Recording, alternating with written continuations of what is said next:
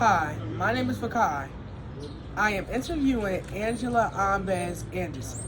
She is running for council on November 8th. My first question: what good things did you do before you thought about becoming a council member?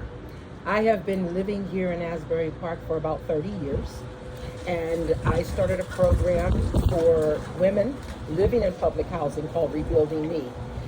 I had graduated from the Asbury Park Consortium's new project, and they offered a seed grant after I had received training, and I started this program to help women work towards self-sufficiency.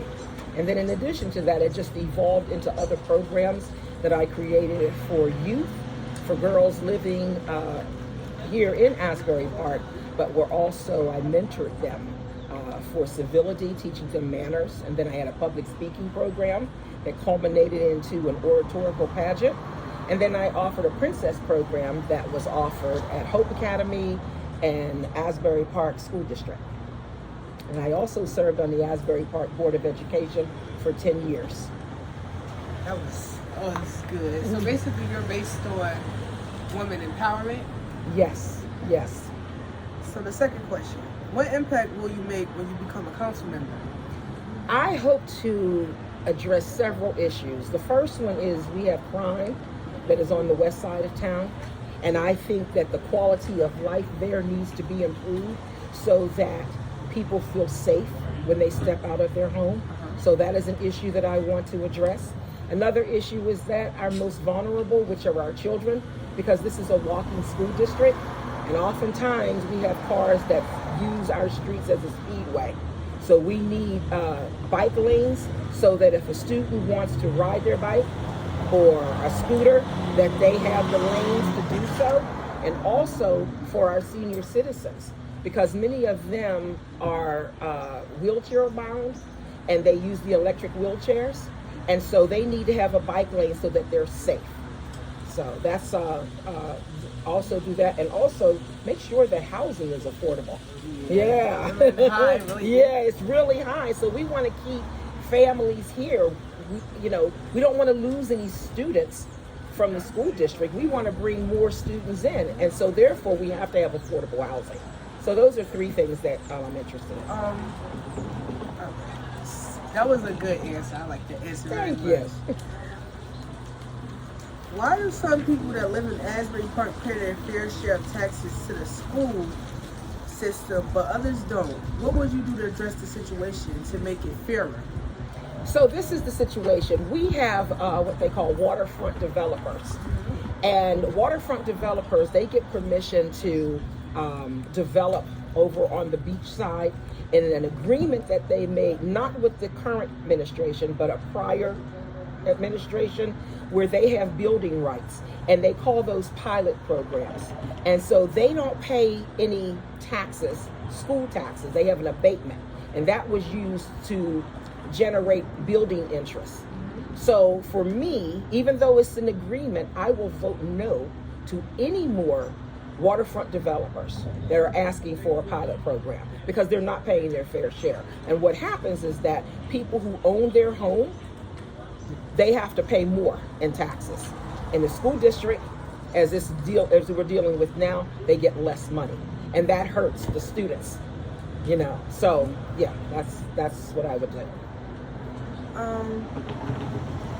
What are you going to do about activities for the kids? Well, I want to continue with the mentoring program, but I think there's programs that are for the kids when they're in kindergarten all the way to 8th grade. But we don't have any programs for kids that are 14 and all the way to 18. So I would like to partner with the school district so that we could use the facilities, have basketball, volleyball. We have some sports camps. But the other thing is, I like to have like a math class, because I want to bring the unions in. The unions are offering apprenticeship programs. And if you can do basic algebra, they will train you to be plumber, electrician, carpenter. You don't have to go to college. You can be making $40-something an hour. Okay, so that's for our kids that are in high school that are seniors. But the other thing is for the young men who have nothing to do, I like to have a program where we are training them, giving them job-ready skills so that they know how to dress for success. They're not hanging out on the street, that they're able to work. If you have committed a crime and you've been incarcerated, then I would like for them to go through an expungement where if that crime can be erased, then I would like to be able to offer that. What about like boxing programs and wrestling programs and stuff like that? Because we really don't have a lot of that outside of school and stuff like that. If we are able to get trainers to do so, yeah, why not? I like to meet with the kids and find out what you want. You know? Yes. Yeah, I like to know. What is it that you want that we're not offering? What can we do that's going to make life better for you? Thank you. You're welcome. What are you going to do about stores opening up in town that most people that live here can't afford to shop in?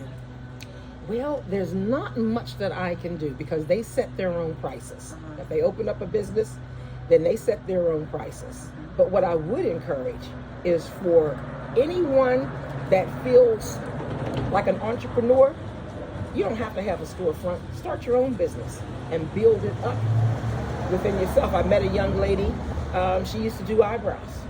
And she was really awesome. I said, why aren't you starting your own business? Where you're charging young ladies $10, $15 to do their eyebrows. Or I like to get gaming in. I know they have that at Kane University and be able, I just don't have the facility right now, and that's why it would be really crucial to partner with the city, with the school district, so that maybe through grants we would be able to bring in gaming and teach you how to write and create games. So some of those kind of things I would like to do. What are you going to do about crime?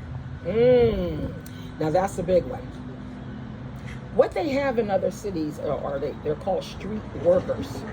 I think that a lot of the issues take place over social media. Someone makes an insult or disrespects someone and they argue back and forth. So we need someone that would monitor social media so that that can be kind of squashed. Be able to have street workers out who know some gang members to be able to teach them how to settle issues. I think that the reason why people are involved in gangs is because they don't have the family connection. And they probably see their surroundings and want to join into something. Yes, yeah. They need to feel as though they belong, and they've been feeling rejected. And it's like if you had a party at your house, right? And you come home from school and everybody is partying, having a good time, and you walk in there and you're like, hey, I didn't know we were having a party. How are you going to feel? And I'm going to not feel equal. Exactly. And a lot of people feel like that. They feel rejected. But when you begin teaching people that they matter, like you have a purpose, there's a reason that you exist, and inside of you are tools that can affect change and change the lives for you and your family and everybody else in the community. When you begin believing that anything you want to accomplish, you can, that's going to make a difference, right? Yes. And I think that is what the issue is with many young people. So we got to bring them in and show them that they matter, that they belong, and that they're not here just to take up space. They're here to contribute. Thank you. Thank you very much. You did an awesome job.